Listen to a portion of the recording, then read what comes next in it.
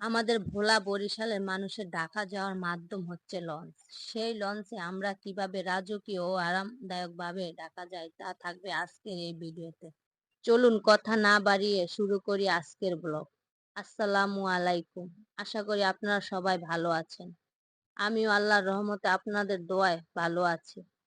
আমার পেজটি নতুন, সবাই আমার পেজটিতে লাইক কমেন্ট শেয়ার করবেন।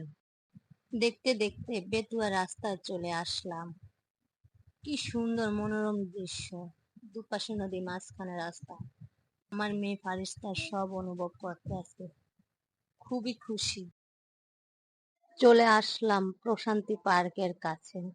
এই জায়গায় লঞ্চের সাথে সাথে ঘোরা, ফুচকা খাওয়ার, আড্ডা দেওয়ার ব্যবস্থা আছে। ওই যে দেখা যায় লঞ্চ, আমরা এই লঞ্চে চড়ে ঢাকা যাব। এসে পড়লাম টিকিট কাউন্টারে, খুবই জ্যাম। জ্যাম ঠেলে টিকিট নিলাম। চলে যাচ্ছি গুটি গুটি পায়ে লঞ্চের দিকে। এটাই হলো আমাদের বেতুয়া লঞ্চ টার্মিনাল। সকলেই নিজস্ব জিনিসপত্র নিয়ে লঞ্চের দিকে যাচ্ছে। লঞ্চ ঘাটে এসে দেখি 4টি লঞ্চ।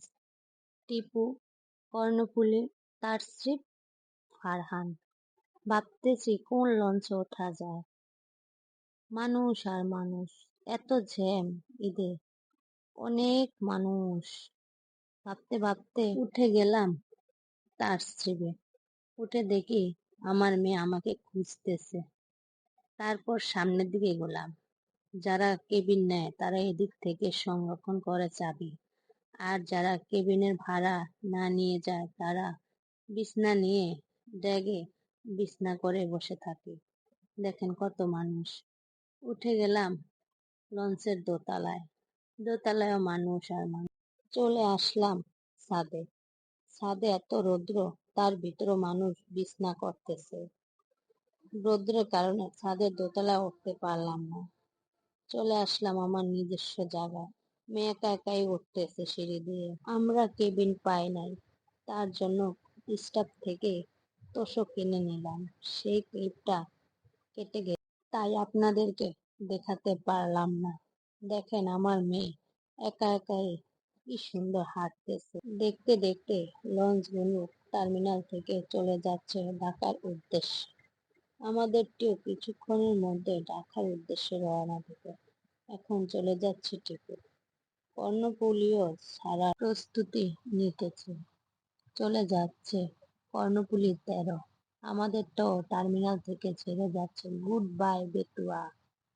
সাগর থেকে জেলেরা মাছ ধরে বেতুয়া ঘাটে চলে যাচ্ছে। আমার মেয়ে সবার সাথে খেলাধুলা করে। কি সুন্দর সুন্দর আকাশ। সুন্দর আকাশ দেখতে আসলাম আর আপনাদেরকেও দেখালাম। দেখেন মানুষ খাওয়া দাওয়া সেরে নিতেছে, যে যার মতো করে হাঁটতেছে। দেখতে দেখতে আমরা মঙ্গল শিকদার নামক ঘাটে চলে আসলাম। সকল মানুষ আমাদের লঞ্চে উঠে পড়ল। তারপর আমাদের লঞ্চ গন্তব্যের উদ্দেশ্যে রওনা হলো। আল্লাহ ভরসা। নদীর পাড়ের ছেলেগুলা পর্যটকদেরকে আনন্দ দিতেছে, আর জেলেরা রাতে শিকারে যাবে বলে সব কিছু রেডি করতেছে।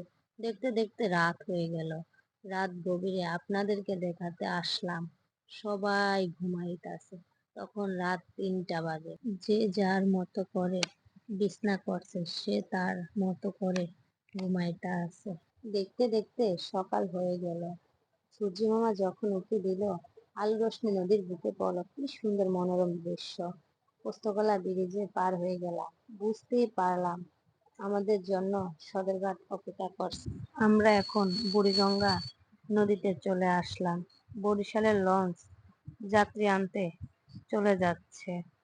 বুড়িগঙ্গার ভিতরে আসলে এভেলেবেল দেখা যায় চতুর্দিকে লঞ্চ আর লোকটি কত ঝুঁকি নিয়ে বোতল কুড়াচ্ছে, শুধুমাত্র তার সংসারের মুখে হাসি ফোটানোর জন্য। একটুর জন্য বেঁচে গেল লোকটি। তখন খুব ভয় পেয়েছিলাম আমরা সবাই।